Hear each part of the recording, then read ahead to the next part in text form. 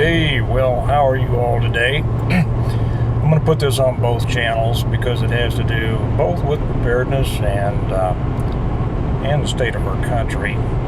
So welcome to both Integrated Preparedness and American Reversion. I'm Steve Smith. I had somebody ask me the other day, you shouldn't tell people your name. Okay, I've been meaning to make one on OPSEC one of these days. So I'm going to do that and explain some things. I'm headed out to a small town in another location, actually one of our locations that's south of the metro Kansas City area. See, Steve, you just gave away OPSEC. Do you know how much land is south of the metropolitan Kansas City area? I mean, could be Peru. So anyway, as I was heading out there, I saw something today on the news. And what I want to talk about with this up front is the enemy within. Because while they have us all excited about everything that's going on in Ukraine and Russia and China and every place else in the world, that's nothing but sleight of hand. It's to take everyone's minds off of what is going on right here in our own country. And it's nothing new. It's been going on for, well, ever since I've been old enough to pay attention, and I'm sure it's been going on a long time before that. Our enemy truly is within our own country, our true enemy. If we didn't have enemies in our own camp, we wouldn't have much to worry about. That's what I want to talk about. This morning, as I was going through the news, I saw an article, an interview. I forget, it was one of the news networks was interviewing a sheriff from Idaho and talking about the fentanyl crisis up there. And I've posted that. You can find it yourself if you'd like to. I've posted that over on the Patreon channel for those of you who are on Patreon. And almost immediately once I did, Kevin, one of our top tier commenters, came on and said it's all by design. The government is, I forget exactly how he put it, but it is aiding and abetting, and he's exactly right. I've told you this about my days working narcotics. But as I was driving out here, first off to stop through this small town before I go on to the location, the thought occurred to me, as it often does when I come to these small towns. You know what the biggest problems out here in the small towns are? No, it's not drive-bys, it's not things like that. It's something arguably much more destructive, and it's drugs. It's drugs. I don't know a small town that I've ever gone through that if I talked to, and when I have talked, not just to law enforcement, but to the people around there, and I ask them, what's the biggest problem you have here? Invariably, almost every time they will say, drugs. I'll give you an example. I was out, we were out in a little town. I was looking at some land, and whenever you look for a place, you kind of want to get a sense of the world around it. And so I said, well, let's go in here. Let's find a local restaurant to eat in. And this was a small town. It wasn't a tiny town, but it was a small town. And I said, let's find a good local place to eat and get a sense of the people. And so we looked around and couldn't find any locally owned restaurants. So we ended up going in a Pizza Hut. Now that's sad in itself, that you go into a small town and you can't find a local place to eat, a locally owned place to eat, I mean. So we went into Pizza Hut, and the waitress was very nice, very personable, outgoing, and So we got to chatting, and I asked her how she liked living there. She said she didn't. I said, really? Well, that's, why do you live here?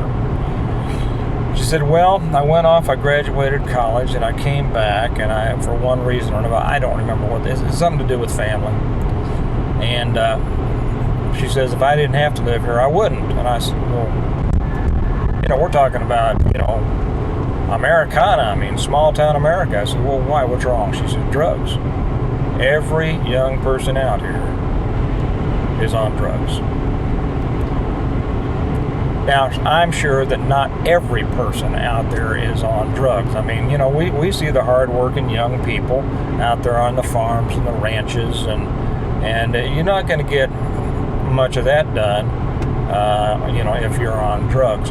But as I go through these small towns too, I don't see, what you would expect to see. I know this is kind of wandering around here. I don't see those freshly scrubbed faces of American youth. I see a lot of stuff like you'd see in the city. What's the problem? Where did the problem come from?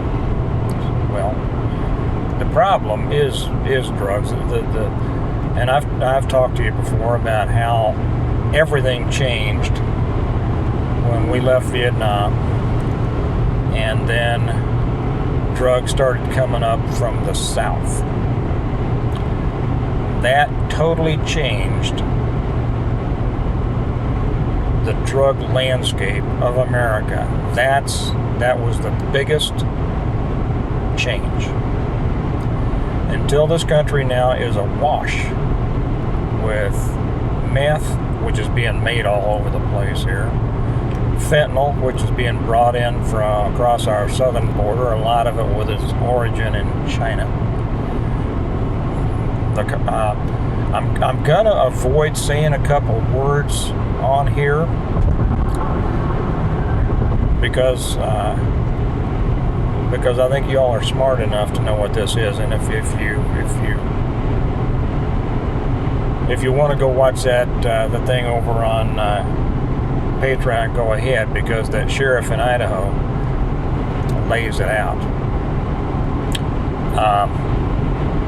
And you know what? It doesn't make me a coward or a fraud or anything like that for not saying certain things on YouTube. But what it makes me is somebody who wants to get this information out and doesn't want it flagged and taken off. You see, sometimes, as they say, discretion is the better part of valor. So the country is awash in that. Why is it? As the sheriff in Idaho said, every town, every small town even, has a presence of an international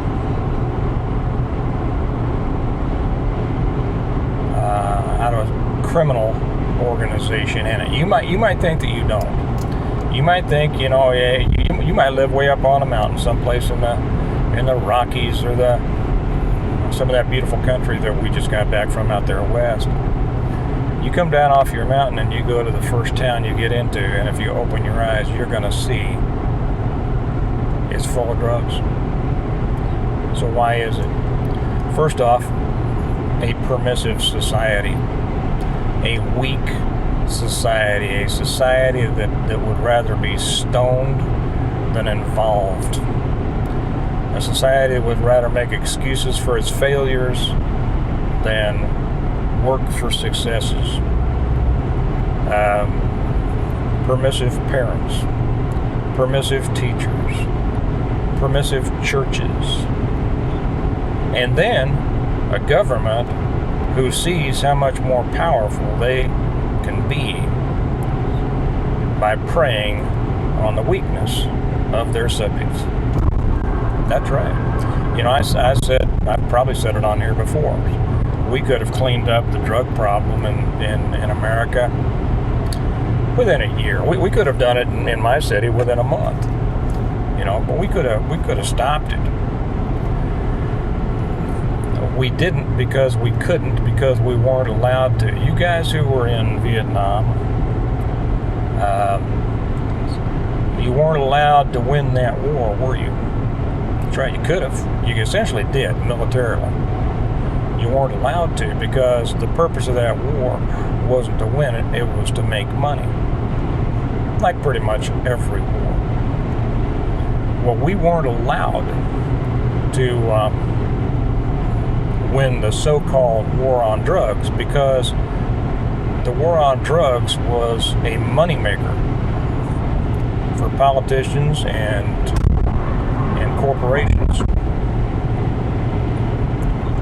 That's one of the reasons that I left. I saw it was a big con. Our enemy is right here in our own country. Our enemies are the politicians who allow this and push this, the bureaucracy that there's another term for, but the established bureaucracy who needs to keep these problems going in order not just to sustain their own jobs and departments, but to grow, and they always do. So, leaning toward the political side here, well, first off, let me lean toward the preparedness side. You need to understand that you have to be prepared to protect yourself anywhere, everywhere, at any time. There is no such thing anymore, if there ever was, as a safe place. You know, we make fun of these safe spaces that are all the rage now, but really a lot of Americans historically have had that idea. We're in our safe space, our safe place, either because we have the police around us in the city and suburbs, or because we live out in the sticks and nobody's going to come out here. Neither one of those are true. You know, and I'll tell you, rural America, it can be extremely dangerous, because nobody can hear you screaming.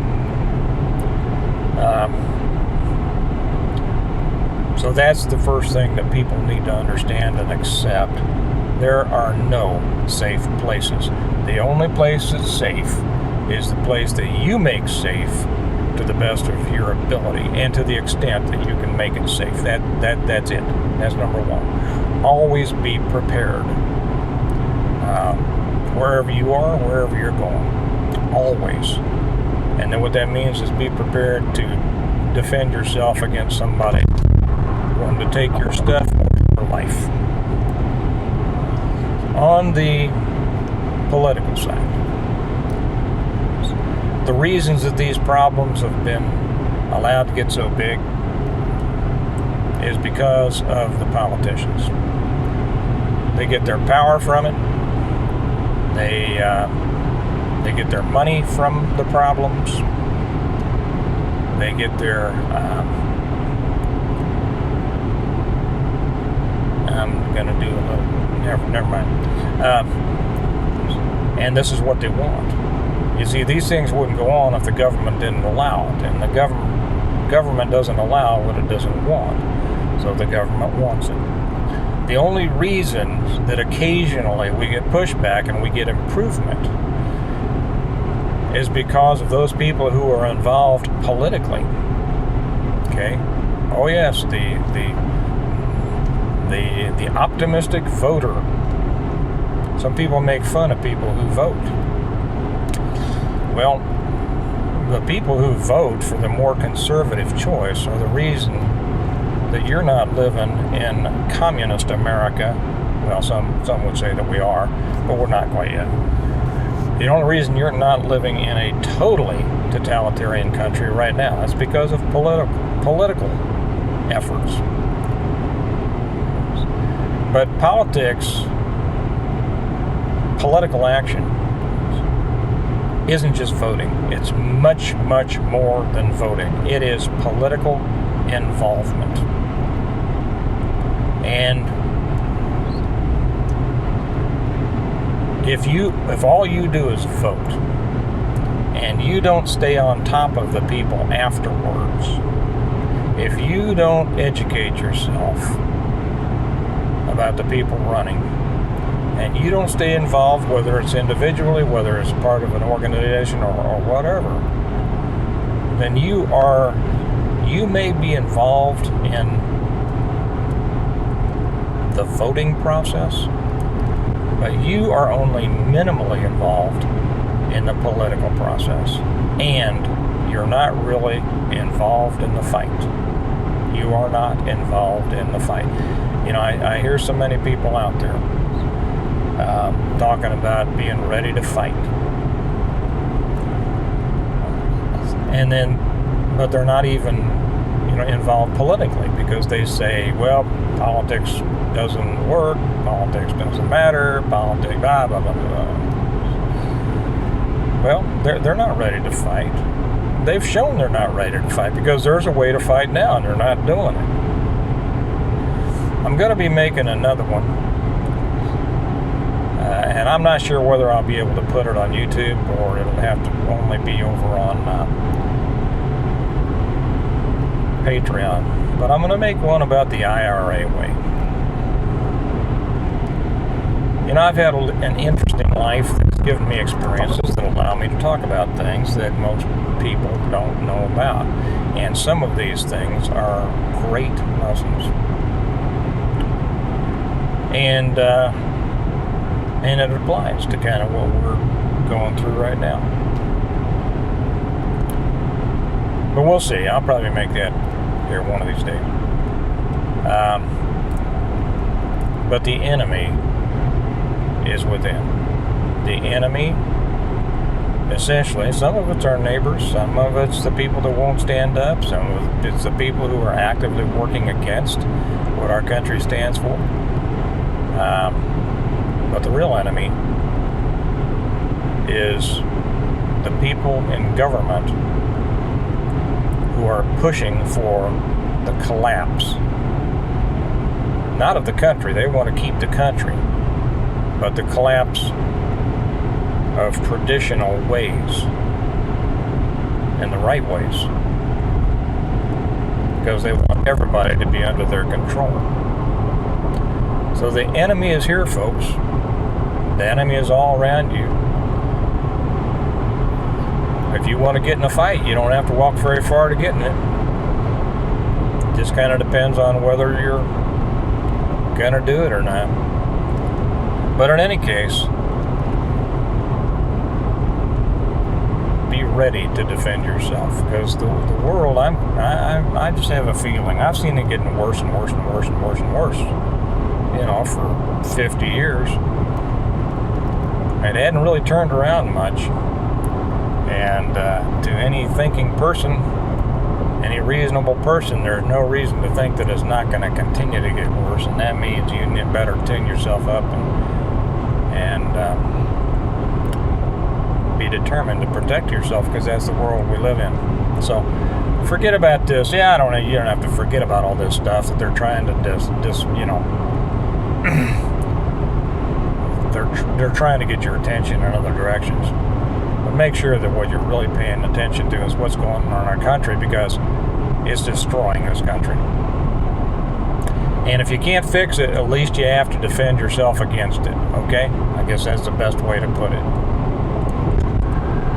So you all have a good day. I think I'm going to turn around and go give that guy, it looks like he's broken down, with a couple of jet skis on the back here. Well, he's headed towards a nice day, but that's a long walk, and it's getting hot. So I'm going to shut it off here. I'm going to swing back around, see if that guy needs a ride, and remind you all that we prepare well today in order to live well tomorrow, and that America needs a reversion, or needs you to be a part of it. So with that in mind, I will talk to you later. Bye-bye.